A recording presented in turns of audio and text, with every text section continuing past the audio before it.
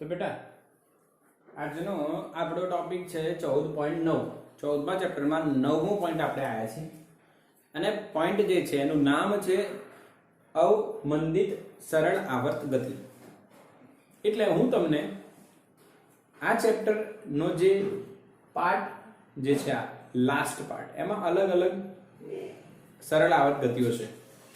હું તમને એક જનરલ ફોર્મ શીખવાડીશ આજે કે તમારે જેટલી પણ સરળ આવર્ત ગતિ અત્યારે જોવાની છે અથવા આના પછી જે જોવાની છે એ બધામાં એક કોમન ફોર્મેટ જ ફોલો થશે અને એ ફોર્મેટ પ્રમાણે આપણે જઈશું એટલે આપણને એકદમ ઈઝી પડશે. ટોટલ 3 પાર્ટ આવશે. કેટલા પાર્ટ આવશે? સરળ આવર્ત ગતિના 3 પાર્ટ. એમાં 3 કે 4 કોમન વસ્તુ આપણે કરવાની. એ ત્રણેય પાર્ટ આપણે સમજ્યા પછી એમનું શોર્ટકટ પણ હું તમને બતાવીશ કે આને કઈ રીતના યાદ રખાય. એકદમ ઈઝી શોર્ટકટ. હાલાકી તમે થિયરી જુઓ તો એકદમ વાસ્ટ થિયરી છે, ઘણું બધું અંદર છે, બટ લાસ્ટમાં હું એકદમ સિમ્પલ શોર્ટકટ તમને આપવાનો છું. એટલે સ્ટાર્ટ કરી આપણે સમજવાનું કે ભાઈ સરળ આવર્ત ગતિમાં અવમંદિત સરળ આવર્ત ગતિ એટલે શું. અને મેં કીધું કે આના 3 પાર્ટ છે, તો 3 પાર્ટ કયા? તો બેટા આપણે જે 14.9 ટોપિક પછી જે સ્ટડી કરવાના છે એના પહેલા ઓલરેડી આપણે એક વસ્તુ સ્ટડી કરી છે જેને આપણે આ નામ તો નથી આપ્યું, જેને આપણે કુદરતી અથવા નેચરલ અથવા પ્રાકૃતિક દોલનો કહી શકીએ. કયા દોલનો? પ્રાકૃતિક. જે તમે પહેલા ભણ્યા છો સરળ આવર્ત ગતિ માટે બળનો નિયમ એવી થિયરીમાં, જેમાં ઓમેગાનો સૂત્ર તમે મેળવ્યું હતું √k/m. એ જ છે. બીજા દોલનો આવે બેટા અવમંદિત દોલનો. હવે તમને એવું થાય કે અવમંદિત દોલનોના આમાં ફરક શું છે? તો કે બેટા એક સાદા લોલકને તમે લો અને એને આમ પકડીને તમે છોડો, તે દોલનો સ્ટાર્ટ કરશે. જો એના દોલનો ક્યારેય બંધ ના થાય અને કંપ વિસ્તાર જે પહેલા હતો એ જ રહે હંમેશા, તેના કયા દોલનો કહેવાય? પ્રાકૃતિક. જે શક્ય નથી. તમને ખબર છે હવાનો અવરોધ હોય અને ઉપર જ્યાંથી એને લટકાયો હોય ત્યાં પણ ઘર્ષણ હોય, તો એના કારણે એના દોલનો ધીરે ધીરે મંદ પડતા જાય. એવા દોલનોને અવમંદિત દોલનો કહે છે. અને ત્રીજી જે વાત આવે બેટા એનું નામ છે પ્રણોદિત દોલનો. એનો મતલબ શું? પ્રણોદિત દોલનો એટલે શું? તો કે જે હિંચકો હોય એની વાત કરીએ. હિંચકામાં તમે આ વસ્તુ કેવી છે કે હિંચકો તમે એકવાર નાખ્યો આમ તો હિંચકો ઝૂલ્યા જ કરીએ ભાઈ, ઝૂલ્યા જ કરીએ. આવું શક્ય નથી. ઘર્ષણના કારણે અને હવાના અવરોધના કારણે એના દોલનો ધીરે ધીરે ધીરે ધીરે ધીરે ઘટતા જાય છે. કંપ વિસ્તાર ઘટતો જાય છે. એને અવમંદિત દોલનો કહેવાય. અને જો આપણે બહારથી ફોર્સ લગાવીને દોલનો જાળવી રાખવાનો પ્રયાસ કરીએ તો એવા દોલનોને કયા દોલનો કહેવાય? પ્રણોદિત દોલનો. બોલો ક્લિયર બેટા? હા કે ના? એકવાર સ્ક્રીનશોટ લઈ લો આનો. 3 પ્રકારના દોલનો છે, આપણે ભણવાના રહેશે. ચલો બેટા સ્ક્રીનશોટ થઈ ગયું. આ બે આપણે આજે કમ્પ્લીટ કરી દઈશું. આ નેક્સ્ટ લેક્ચરમાં જશે. ઓકે, ચલો તો સ્ટાર્ટ કરીએ આને કમ્પ્લીટ કરવાનું. એક સિમ્પલ કન્સેપ્ટ આપીશ તમને. સૌથી પહેલા હું સ્ટેપ્સ કહી દઉં, કઈ કઈ સ્ટેપ આપણે ફોલો કરવાની છે. સ્ટેપ 1 વિકલ સમીકરણ મેળવવું. સ્ટેપ 2 વિકલ સમીકરણનો ઉકેલ. અને એ ઉકેલમાં બી બે વસ્તુ ખાસ: કંપ વિસ્તાર અને કોણીય આવૃત્તિ. ક્લિયર? આ બે વસ્તુ ખાસ તમારે નોંધ કરવાની. બસ આ બે સ્ટેપ. અને ત્રીજી સ્ટેપમાં જો કોઈ આના આલેખો આવતા હોય એ આલેખો તમારે સમજવાના. ક્લિયર? પહેલા શું મેળવવાનું? વિકલ સમીકરણ, પછી એનું શું મેળવવાનું? ઉકેલ, અને પછી શું દોરવાના? આલેખો દોરવાના. વિકલ સમીકરણનો ઉકેલ મેળવવા માટે ધ્યાન આપજો કઈ સ્ટેપ કરવાની. તો ભાઈ પદાર્થ પર લાગતા કુલ બળ નું સૂત્ર લખો.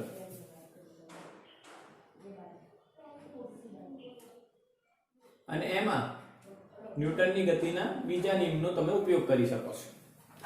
સૂત્ર લખ્યા પછી સેકન્ડ જ સ્ટેપમાં તમારો આન્સર આવી જશે. પ્રવેગ હોય ત્યાં d2x/dt2 લખો અને વેગ હોય ત્યાં dx/dt મૂકો. બસ સિમ્પલ. હા, એક ત્રીજી સ્ટેપ બી હોય છે કે એ સ્ટેપ લખવા જેવી નથી, ચાલશે. d2/dt2 જ્યાં હોય એને જોડે જે બી ગુણાયેલો હોય એને હટાઈ દેવો, એટલે એના વડે ભાગી દેવું, એટલે એકલા રાખવું, એટલે આપણને વિકલ સમીકરણ મળી જશે. બોલો ક્લિયર બેટા? તો આનો સ્ક્રીનશોટ લઈ લો ફટાફટ જલ્દી. આપણે સરળ આવર્ત ગતિ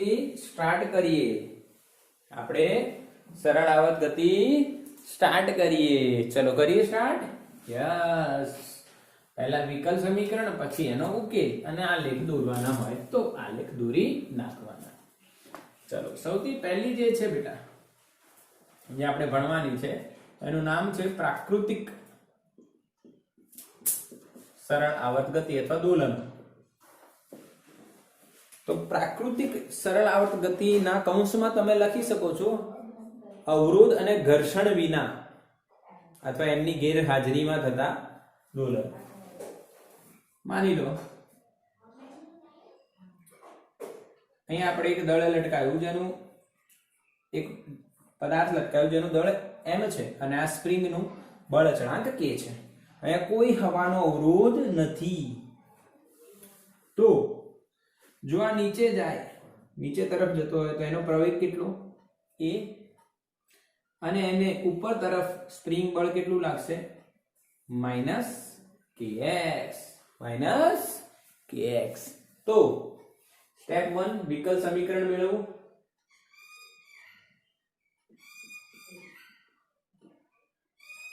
બરાબર. એના માટે તમારે શું કરવાનું? ભાઈ પદાર્થ પર લાગતું કુલ બળ બેટા કેટલું લખાય? તો ન્યૂટનના ગતિના કયા નિયમ પ્રમાણે? બીજા નિયમ પ્રમાણે બેટા સમેશન F બરાબર ma લખાય. Yes or no? Summation F બરાબર ma લખાય બેટા. તો બેટા સમેશન F કેટલું? તો આના પર કુલ બળ કેટલું લાગે છે? તો ખાલી એક જ બળ લાગે છે જેનો -kx ઇક્વેશન અહીંયા દેખાય છે આ દિશામાં. -kx કેમ કે આ પ્રવેગની વિરુદ્ધમાં છે એટલે માઈનસ લખવાનું, એ બી મેં તમને કીધું હતું.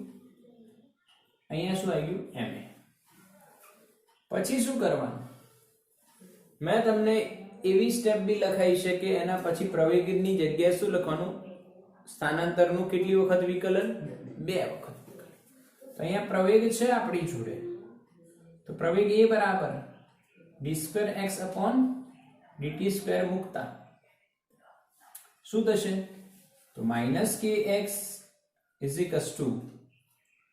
m d2x/dt2. તો શું બેટા આને d2x/dt2 plus k/m = 0 લખાય? કઈ રીતના આવ્યું? m વડે ભાગવું તો -k/m * x, માઈનસ ને આ બાજુ લાવો તો શું થઈ જશે? પ્લસ. એટલે આપણો આન્સર અહીંયા x રહી ગયું. સોરી ભાઈ, અહીંયા x રહી ગયું. ઓકે, ડન, ખતમ. સમીકરણ 1 જે મળ્યો પ્રાકૃતિક સરળ આવર્ત ગતિ માટેનું વિકલ સમીકરણ કહે છે. ક્લિયર? અને એમાં ω2 હવે જો સ્ટેપ 1 કમ્પ્લીટ. બસ આટલું રાખીએ આપણે. ક્લિયર ને? આવડી જાય બેટા? અચ્છા, સ્ટેપ 2 શું થશે? સ્ટેપ 2 શું હતું? ઉકેલ. બેટા ઉકેલ છે ને આપણે અહીંયા મેળવવાનો નથી. આ ખાસ નોંધ કરજો, બધા નોંધ કરજો. અહીંયા કોઈ ઉકેલ આપણે મેળવવા જવાનું નથી. આપણે એને ધારી લેવાનું અને યાદ રાખી લેવાનું અને એ છે ઉકેલ x બરાબર a cos omega t plus 5. શું બેટા આવું ભણ્યા છે આપણે? આવા સૂત્ર તો સાહેબ તમે પહેલેથી બતાવો છો બેટા, એ જ ઉકેલ હશે. ઉકેલનો અર્થ શું છે? ઉકેલનો અર્થ શું છે કે x ની એવી વેલ્યુ ડાબી બાજુ મૂકવાની કે જેને તમે સોલ્વ કરો તો જવાબ શું આવે? 0. હવે આ કંઈક આન્સર આવતો હશે કેમ કે આ સરળ આવૃત્તિ છે એટલે એમાં સ્થાનાંતરનું આવો જ આન્સર આવવાનો છે. ઓકે, એ શું કહેવાય બેટા આમાં? તો કે કંપ વિસ્તાર. ઓમેગા શું કહેવાય બેટા? તો કે કોણીય આવૃત્તિ. અને phi શું કહેવાય બેટા? પ્રારંભિક કળા. ક્લિયર? કોઈ ડાઉટ આમાં? યસ ઓર નો બેટા? ક્લિયર છે ને? બિલકુલ ઈઝી. ઓકે સર, ઉકેલ આવડી ગયો. હવે આમાં ઓમેગા કેટલું લખાય બેટા? તો √k/m સાહેબ આપણે શીખ્યા છે. યસ, આ કઈ રીતના શીખ્યા? તો અહીંથી આપણે યુ ટર્ન મારતા હતા, ખબર છે? બળના નિયમમાં અહીંથી આપણે શું કરતા હતા? જો a બરાબર શું લખતા હતા? -k/m * x અને એને આપણે -ω² x સાથે સરખાઈ દેતા એટલે ω² આપણને શું મળતું? k/m. એટલે ઓમેગા શું મળી જશે? √k/m. એના પરથી આવર્તકાળ t બરાબર 2π√m/k. તમાકુ. બોલો હા કે ના? આવી રીતના જ આ અહીંયા આપણને સોલ્વ કરીને મળ્યો હશે, પણ આપણે એને હવે યાદ રાખી લઈએ છીએ. ક્લિયર છે ને? ઓકે, તો ઉકેલ આવડ્યો. કંપ વિસ્તાર એ. ઠીક છે. અચ્છા, એનો આલેખ કોઈ બનતો હોય તો જુઓ. તો હા સર, આલેખ બનશે ને, કેમ ના બને? x નું t વિરુદ્ધ આલેખ બનશે. એના માટે આપણે phi ની વેલ્યુ જોઈએ તો phi ને મેં શું માની લીધું? 0. તો અહીંયા a નીચે માઈનસ a, આ 0, t/4, t/2, 3t/4 t. cos 0 cos છે ભાઈ તો 1 એટલે a. પછી આવો આલેખ આપણને મળે.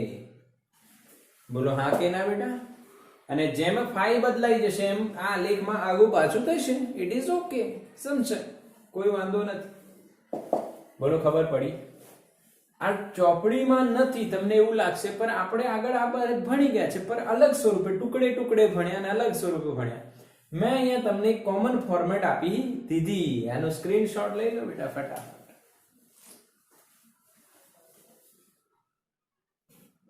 તો બેટા સ્ક્રીનશોટ થઈ ગયું.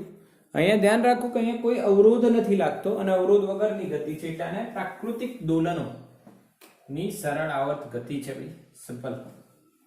હવે આપણે વાત કરીએ અવમંદિત સરળ આવર્ત ગતિ. હવે અવમંદિત દોલનો કોને કહેવાય પહેલા એ તમને સમજાવજો. સમજવા જેવી વાત છે. અવમંદિત દોલનો કોને કહેવાય ક્લિયર કરીશું. તો બેટા આ એક પદાર્થ છે માની લો, અને આ પદાર્થને આપણે અહીંયા રાખીને છોડી તો આના દોલનો થઈ રહ્યા છે કે ઘટી રહ્યા છે? શું 0 થયા કે હજુ ચાલુ જ છે? તો કે સર ચાલુ તો છે, 0 નથી થયા. ક્યારે 0 થશે? ખૂબ જ લાંબા સમય પછી 0 થશે. થોડા થોડા તો ચાલ્યા જ કરશે. દેખાય થોડું થોડું તો? હા કે ના? એટલે એના દોલનો સૂક્ષ્મ દોલનો તો ચાલુ રહેશે, પરંતુ આવા દોલનો જે છે એમાં કંપ વિસ્તાર વધી રહ્યો છે કે ઘટી રહ્યું છે? તો અવમંદિત સરળ આવર્ત ગતિ કોને કહેવાય? તો જ્યારે કોઈ સરળ આવર્ત તંત્ર ઘટતા જતા કંપ વિસ્તાર સાથે દોલનો કરે અથવા સરળ આવર્ત ગતિ કરે તો એને કઈ સરળ આવર્ત ગતિ કહેવાય? અવમંદિત સરળ આવર્ત ગતિ. શું લખાય બોલો? જ્યારે કોઈ સરળ આવર્ત તંત્ર ઘટતા જતા કંપ વિસ્તાર સાથે સરળ આવર્ત ગતિ કરે ત્યારે તેને અવમંદિત સરળ આવર્ત ગતિ કહેવાય. જેમ કે હિંચકો હોય, હિંચકાને તમે આમ ધક્કો મારીને છોડી દો તો ધીરે ધીરે ધીરે ધીરે ધીરે ધીરે એનો કંપ વિસ્તાર શું થાય? ઘટે. સમય સાથે ઘટે. સમય સાથે ઘટતું. ક્લિયર? ઓકે. એટલે આપણે અહીંયા એની આકૃતિ બનાવી હોય આ સ્પ્રિંગ,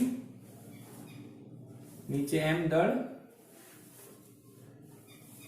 હવે આનું બળ અચળાંક કે, આનો પ્રવેગ નીચે તરફ માની લો એ જ. અહીંયા હવે અવરોધ આવશે. આ કોનો અવરોધ છે બેટા? હવા. હવાનો અવરોધ આવે, હવાનો અવરોધ આવે જ, હવાનો અવરોધ આવે જ. યસ, રિયાલિટી તો આજે છે ને ભાઈ, રિયાલિટીમાં તો આવું છે, હવાનો અવરોધ આવે. તો માની લો કે આ પદાર્થ નીચે તરફ v વેગથી ગતિ કરી રહ્યું છે. કોઈ ક્ષણે એનો વેગ v છે, કોઈ ક્ષણની વાત. તો એના પર વિરુદ્ધ દિશામાં સ્પ્રિંગ બળ તો લાગશે ને, કેમ કે સ્પ્રિંગને તમે નીચે ખેંચી તો એના પર વિરુદ્ધ બળ લાગે -kx. ઓકે, પરંતુ અહીંયા હવાનો અવરોધ બી લાગશે ને, જેને FD શું કહેવાય? FD, damped force. અવમંદિત એટલે ડેમ્પ્ડ, SHM સરળ આવર્ત ગતિ, સિમ્પલ હાર્મોનિક મોશન. ડેમ્પ્ડ એટલે FD લખવાનું કારણ એ જ છે. એને અવમંદિત બળ કહેવાય, અવમંદિત બળ કહેવાય. કયું બળ કહેવાય એને? અવમંદિત બળ, ડેમ્પ્ડ ફોર્સ. અહીંયા આપણે જાણીશું અવમંદિત બળ વિશે. શું બેટા? અવમંદિત બળ એ વેગના સમપ્રમાણમાં હોય. તમે ગાડી લઈને જઈ રહ્યા છો, જેમ તમે વેગ વધારશો એમ હવાનો અવરોધ વિરુદ્ધ દિશામાં વધશે. એટલે આગળ શું આવે? માઇનસ. માઇનસ શું કહે છે? આપણા વેગની વિરુદ્ધ દિશા. ઠીક? તો હવે જો આને ઇક્વલ્સ ટુ માં તમે કન્વર્ટ કરો તો લખાય -bv. તો લખાય -bv, અને b છે અચળાંક, જેને આપણે અવમંદન અચળાંક કહીએ છીએ. હવે અવમંદન અચળાંક કેમ આવ્યું અને આ અચળાંક કહેવા શું માંગે છે? એટલે તમારો જેટલો વેગ વધારે એટલું અવરોધક બળ, અવમંદિત બળ વધારે. તો ફિક્સ તમે સમજી ગયા. વેગ આમ છે તો અવમંદિત બળ વિરુદ્ધ દિશામાં એટલું જ વધશે. પરંતુ માની લો હવામાં રજકણો વધારે છે, હવાના કણો વધી ગયા છે, રજકણો વધી ગયા છે, તો અવરોધક બળ વધી જશે. હા કે ના? તો એ કેવી હવા છે, હા, કેવું માધ્યમ છે એના પર આધાર રાખે. એટલે માધ્યમના પ્રકાર પર આધાર રાખે અને પદાર્થના પરિમાણ પર.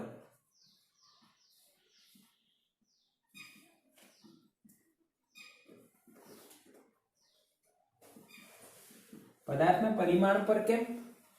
તો માની લો કે તમે જે જેટ પ્લેન જુઓ છો, હે, રાફેલ અત્યારે તમે જોતા હશો સમાચાર, તે આગળથી પાતળું હોય છે ને, એકદમ પાતળા જ છે. ફાઇટર પ્લેન પાતળા હોય, નોર્મલ પ્લેન થોડા મોટા હોય. તો નોર્મલ પ્લેનની સ્પીડ વધારે ના હોઈ શકે, કેમ કે એમની સાઈઝ વધારે એટલે અવરોધ વધારે લાગે. જેમ કે તમે બાઇક લઈને જાઓ અને એની સામે ટ્રકને અવરોધ લાગતો હોય, તમારી બાઇકને જે અવરોધ લાગે તો ટ્રકને અવરોધ વધારે લાગે, કેમ કે ટ્રકનો એરિયા વધારે છે. એટલે પરિમાણ પર આધાર રાખે. અચ્છા, આનું એકમ શું અવમંદન અચળાંકનું? તો જો ભાઈ આનું ન્યૂટન, આ નીચે જશે એટલે મીટર પર સેકન્ડ, એટલે ન્યૂટન ઇન્ટુ સેકન્ડ પર મીટર. ક્લિયર? હા કે ના બેટા? આટલી વસ્તુઓ ક્લિયર થઈ બધાને? બિલકુલ. ઓકે, ક્લિયર ના આટલી વસ્તુ? અચ્છા, FD -bv. આ સૂત્રના ચોપડામાં લખાઈ જવું જોઈએ અવમંદન બળ અથવા અવમંદિત બળ, ડેમ્પ્ડ ફોર્સ, લખાઈ જવું જોઈએ. અને એના અવમંદન અચળાંક વિશેની ઇન્ફોર્મેશન બી લખાઈ જવી જોઈએ. હવે એ જ 1, 2 અને 3 સ્ટેપ આપણે કરવાની. 1, 2 અને 3 સ્ટેપ આપણે કરવાની છે. પહેલી સ્ટેપ શું છે? વિકલ સમીકરણ મેળવો. કયું સમીકરણ મેળવવું? વિકલ સમીકરણ મેળવવું. ભાઈ વિકલ સમીકરણ કઈ રીતના મેળવીશું? Same procedure. Summation f is equals to ma, but અહીંયા કુલ બળ હવે એક વધી ગયું છે એટલે અહીંયા લખાશે -kx -bv. હા કે ના, કુલ બળમાં એક બળ હજુ એડ થશે, સ્પ્રિંગ નું જે બળ એમાં હતું એ તો ખરું જ, પણ અહીંયા અવમંદન બળ બીજું આવી જશે. યસ, હવે અહીંયા તમે જોશો કે ભાઈ હવે વેગ પણ છે અને પ્રવેગ પણ છે એટલે v બરાબર તમારે શું મૂકવું પડશે, dx/dt, અને a બરાબર d2/dt2 મૂકતા શું લખાય? હવે મૂકી દઈએ તો શું થશે? જો સમીકરણનો એક નવો સ્વરૂપ આપણને જોવા મળશે, -kx - b dx/dt બેટા is equals to m d2x/dt2. સમજાઈ ગયો? હા, હવે શું કરીશું? આ બંનેની બાજુ લઈ જઈએ એટલે m d2x/dt2 plus b dx/dt plus kx is equal to 0. હવે મેં તમને કીધું તું જે મોટું હોય ને એને એકલું રહેવું ગમે. અહીંયા કોનું સૌથી વધારે વિકલન થયેલું છે? તો કે આ પદનું 2 વખત વિકલન, એટલે એને એકલું રાખો. m વડે શું કરી નાખો? ભાગી નાખો બેટા. તો આપણને આન્સર શું મળશે? d2x/dt2 plus b/m dx/dt plus k/m into x બરાબર 0. આને કહેવાય સમીકરણ નંબર 1. અને સમીકરણ નંબર 1 ને વિકલ સમીકરણ કહે છે. કોના માટેનું? અવમંદિત સરળ આવર્ત ગતિ માટેનું વિકલ સમીકરણ કહે છે. બોલો, એના જેવું જ કામ છે ને, પ્રક્રિયા એની જ છે. અચ્છા, તમે આ કઈ રીતના યાદ રાખશો? ધ્યાન આપજો. x નું કેટલી વખત વિકલન? 2 વખત. અહીંયા કેટલી વખત વિકલન? 1 વખત. અહીંયા કેટલી વખત હતું? 0 વખત. કોઈ વિકલન નહીં. બરાબર, એ તો યાદ રહી ગયું. હવે b/m અને k/m, આના માટે તમે ગમે તે શોર્ટકટ બનાવી શકો છો. હું સિમ્પલ તમને એક શોર્ટકટ આપું છું. ભાઈ ભટ્ટ મહેશ,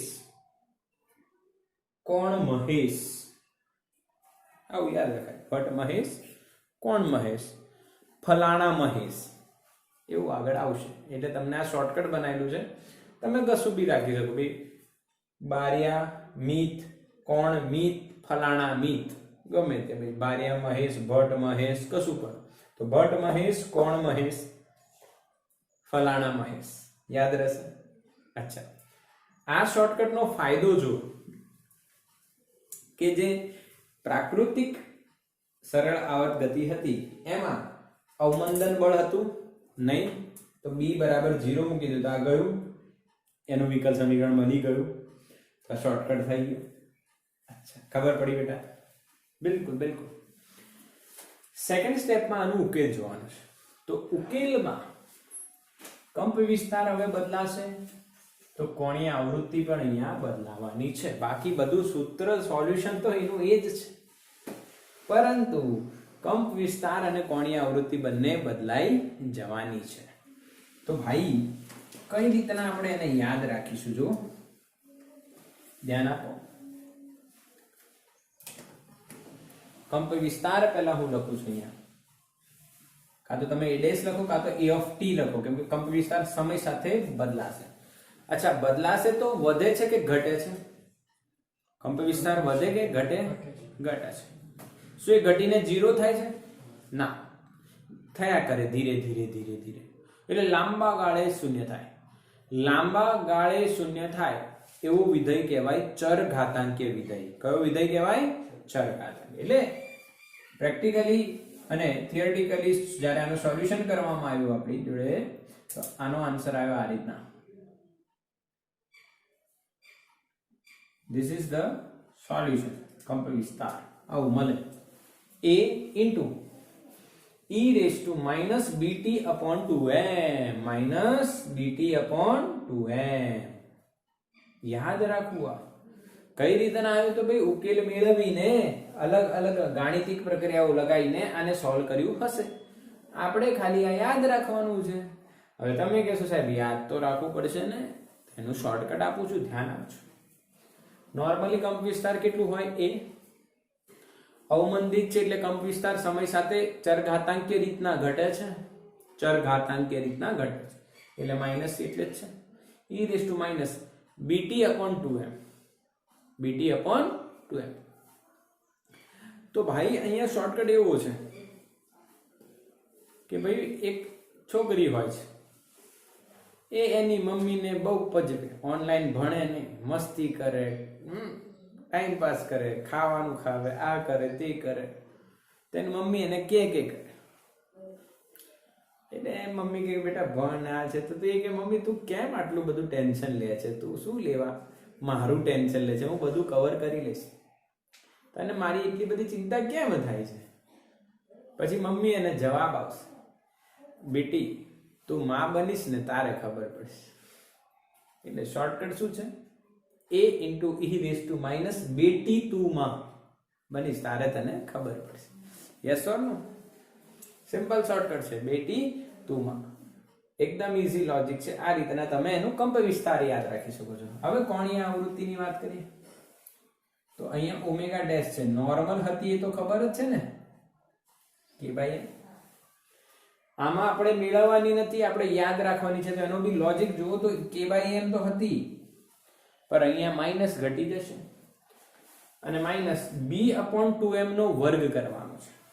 b/2m નો વર્ગ એટલે b²/4m². બોલો હા કે ના બેટા? આ એની શું થઈ ગઈ? કોણીય આવૃત્તિ. કોણીય આવૃત્તિ. બોલો આવડ્યું કે નહીં? બોલો ક્લિયર કે નહીં? આ શું થયું? કોણીય આવૃત્તિ. શું થઈ? આ કોણીય આવૃત્તિ. ક્લિયર છે ને? યસ ઓર નો?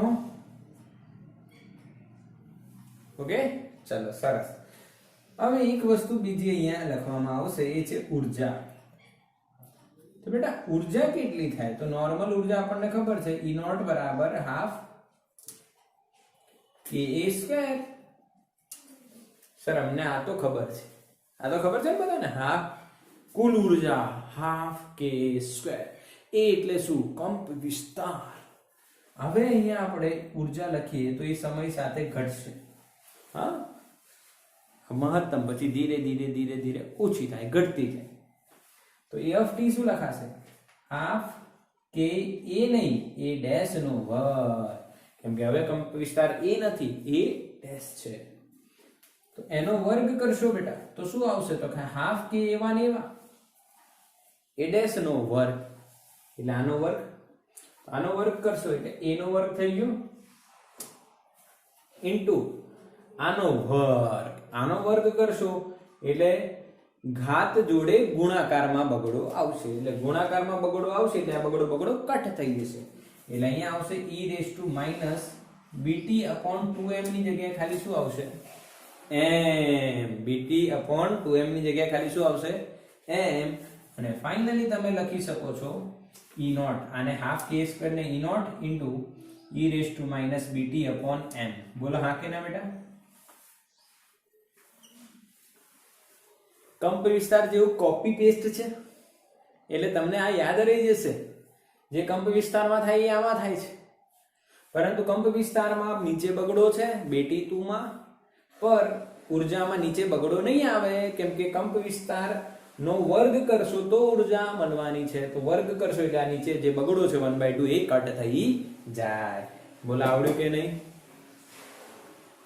સમજ પડી ને બેટા? ઘબરાતા નહીં, ઘબરાતા નહીં. શોર્ટકટ દરેક ઇક્વેશનમાં એક શોર્ટકટ છે, દરેક લોજિકમાં એક લોજિક આપ્યું છે, દરેક ઇક્વેશનમાં એક નાનો કન્સેપ્ટ ઉમેરી આપ્યો છે. એકદમ ઈઝી. એક સૂત્ર તમારે આ યાદ રાખવાનું. આનું તો શોર્ટકટ છે જ, આનું બી શોર્ટકટ છે, આનું બી શોર્ટકટ છે. k/m માઇનસ આ જે પદ છે એનો વર્ગ. આ તો શોર્ટકટ જ છે ને ભાઈ, આના પરથી જ લખવાનું છે. ખાલી અહીંયા બગડો છે ને અહીંયા બગડો નથી. ચલો સ્ક્રીનશોટ લો બેટા. આ લેખ દોરીએ પછી. ચલો બેટા સ્ટેપ 3 કરીએ અને આલેખની વાત કરીએ. સ્ટેપ 3 શું થશે તો કે આલેખ કોનો આલેખ દોરીએ છે આપણે x વિરુદ્ધ t નો આલેખ x વિરુદ્ધ t નો આલેખ કેવો દોરાશે તો x ના સૂત્ર પરથી દોરાશે તો સ્ટેપ 3 માં આલેખ દોરીએ બેટા અહીંયા મેં x લખીશ અહીંયા આપણે t લઈશું આ 0 છે અહીંયા પ્લસ a અહીંયા માઈનસ a બેટા ઓકે તો આલેખ સ્ટાર્ટ થશે કઈ રીતના તો જો અહીંયા ધ્યાન આપજો આલેખ x નું a dash cos omega dash t plus phi પ્રમાણે લખાશે દોરાશે cos નો આલેખ બનશે એમાં phi ની વેલ્યુ આપણે શું લઈએ તો કે 0 તો cos નો આલેખ બનશે ભાઈ cos નો આલેખ બનશે પરંતુ એમાં કંપ વિસ્તાર વધશે કે ઘટશે ઘટશે એટલે જે નોર્મલી જે આપણે આલેખ દોરીએ cos નો એ નોર્મલી આવું દોરાય આમ ચાલ્યા કરે પરંતુ અહીંયા શું તકલીફ થશે કંપ વિસ્તાર એ ઘટે છે કયા વિધાય પ્રમાણે ચર ઘાતાંક એટલે ચર ઘાતાંકીય વિધેય પ્રમાણે કંપ વિસ્તાર ઘટે એટલે આમ કંપ વિસ્તાર ધીરે ધીરે ઓછું થશે બંને બાજુ તો હવે આલેખ જે આવો દોરાયો છે ને એવો નહીં દોરાય તો ચલો સમજીએ નોર્મલ આલેખ જે હતું એના જેવું નહીં થોડુંક ચેન્જ થશે કંપ વિસ્તાર ધીરે ધીરે ઘટશે ઓકે કયા વિધેય પ્રમાણે ઘટશે આ વિધેય પ્રમાણે એટલે કોનો આલેખ દોર્યો આપણે a dash ધીરે ધીરે સમય સાથે જેમ સમય વધશે આ માઈનસ ઘાત થઈને ઋણ છે એટલે નીચે જશે એટલે સમય વધશે તો છેદનો પદ વધશે એટલે a dash ઘટશે હવે અહીંયાથી સ્ટાર્ટ થાય cos નો આલેખ બનશે એટલે આવી રીતના જશે ભાઈ ધીરે ધીરે ધીરે ધીરે ધીરે કંપ વિસ્તાર ઘટતું જશે શું થઈ જતું જશે ઘટતું જશે આ કોનો આલેખ થયો બેટા x નો હા કે ના અને ઊર્જા પણ સમય સાથે એની શું થતી જશે ઘટતી જશે તો સ્ક્રીનશોટ લો બેટાનો તો બેટા આલેખ બી થઈ ગયું એટલે ત્રણ સ્ટેપ આપણી કમ્પ્લીટ એટલે તમે હવે અવમંદિત સરળ આવર્ત ગતિના જ્ઞાતા બની ગયા છો નોલેજેબલ પર્સન બની ગયા છો તમને હવે આવડે જ કેમ ના આવડે એકદમ સિમ્પલ છે સર તમે શોર્ટકટ બી આપી દીધા છે એટલે અમને તો આવડી જાય ન આવડે એવું ન બને અવમંદિત દોલનનું સૂત્ર FD બરાબર -dv પછી વિકલ સમીકરણ અને એનો ઉકેલ હવે આનો એક દાખલો છે દાખલો ગણીએ બેટા ઉદાહરણ નંબર 14.10 છે આકૃતિ 14.19 એટલે આપણે હમણાં જે દોરેલી હતી ને એમાં બ્લોકનું દ્રવ્યમાન આપ્યો છે 200 ગ્રામ સ્પ્રિંગનો બળ અચળાંક છે 90 ન્યૂટન પર મીટર અને અવમંદન અચળાંક છે 40 ગ્રામ પર સેકન્ડ ઓહો ગ્રામ માં આવ્યું એટલે આપણે 40 ગુણ્યા 10⁻³ કિલોગ્રામ પર સેકન્ડ માં કરી દેવું પડે યસ પહેલી વાત શું શોધવાની છે આવર્તકાળ બેટા આવર્તકાળ તો એકદમ લલ્લુ 2π√m/k તમાકુ યાદ છે શોર્ટકટ શું લગાવીશું બેટા તમાકુ બસ 2 × 3.14 m ની વેલ્યુ 200 ગ્રામ એટલે 0.2 અને k ની વેલ્યુ 90 સોલ્વ કરીશું તો આપણને આન્સર આવે છે મળે છે 0.3 સેકન્ડ બરાબર કે નહીં ક્લિયર બી ક્વેશ્ચન જો મસ્ત ક્વેશ્ચન છે બી વાળું ધ્યાન આપો પહેલું તો લલ્લુ t બરાબર 2π√m/k તમાકુ લગાવી દીધું આવી ગયો આન્સર બીજો ક્વેશ્ચન છે તેના દોલનોનો કંપ વિસ્તાર નું મૂલ્ય પ્રારંભિક કરતા અડધું થવા માટે લાગતો સમય એટલે કંપ વિસ્તાર અડધું થાય એટલે a' બરાબર શું થાય a/2 એના માટે કેટલો સમય લાગશે ભાઈ a' નું સૂત્ર શું હતું બેટા a × e⁻bt/2m બરાબર a/2 કંપ વિસ્તાર અડધો થયો એનું સૂત્ર મૂક્યું અને સમય શોધવાનો છે તા ગયું ક્લિયર તો શું બેટા e raise to minus VT upon 2m બરાબર 2 રેસ ટુ માઇનસ 1 થાય, ઉપર લાવો તો આ બંને ઘાત સરખાઈ દો તો માઇનસ વીટી અપોન 2m ના સરખાવાય નહીં, સોરી સરખાવાય નહીં. અહીંયા ધ્યાન બેટા, અહીંયા લખ્યું e raise to B T upon 2m બરાબર મારે 2 લખવું પડે. કેમનું? આને હું ઉપર લાવું અથવા આને હું નીચે લઈને આ બાજુ લઈ જાઉં અને આને બંનેનું ઊંધું કરું, બંને બાજુ વ્યસ્ત કરતા.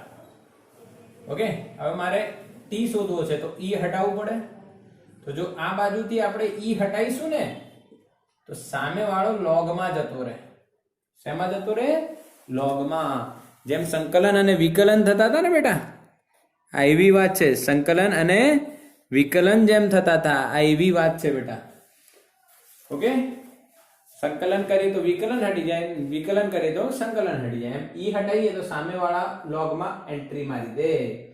તો t બરાબર શું આવશે બેટા? 2m upon b into ln 2. log ln 2 log base e2 એની વેલ્યુ ફિક્સ છે 0.693. એટલે તમે સોલ્વ કરશો તો તમને આન્સર મળશે બેટા 6.93 સેકન્ડ. m ની વેલ્યુ આ રહી, b ની વેલ્યુ આ રહી, એ બંને મૂકશો તો તમને આન્સર મળશે. સિમ્પલ. હવે જો બીજો પ્રશ્ન શું છે? સી માં તેની યાંત્રિક ઉર્જાનું મૂલ્ય પ્રારંભિક કરતા અડધું થવા માટે લાગતા સમયની ગણતરી કરો. આવું જ વાત છે. હવે e ડેશ અથવા e ઓફ t એ e નોટ બાય 2 થાય છે. તો e ડેશ નું same e naught e raise to minus bt upon m થાય. 2m ના આવે, e નોટ ગયું તો e raise to bt upon m is equals to 2. બંને બાજુ વ્યસ્ત કરી દીધું. તો હવે ફરી એ જ bt અપોન m લખીશું, e ને હટાઈશું, સામે કોની અંદર જશે ભાઈ? log ની અંદર. તો t આપણને શું મળશે? m by b ln 2. આની વેલ્યુ ફિક્સ, m અને b ની વેલ્યુ ત્યાંથી મૂકીશું એટલે જવાબ શું મળે છે જોવો તો 3.46 સેકન્ડ. હવે તમે જોશો કે અહીંયા અડધું અડધું કરેલું છે, t1 હાફ t1 હાફ, એટલે અડધું થતા લાગતો સમય. Okay, clear? બોલો, કોઈને ડાઉટ? એકદમ લલ્લુ લોજિક છે. ઇક્વેશન આવડે ને તો આ દાખલાઓ આવડી જાય. ક્લિયર? આનું સ્ક્રીનશોટ લઈ લો.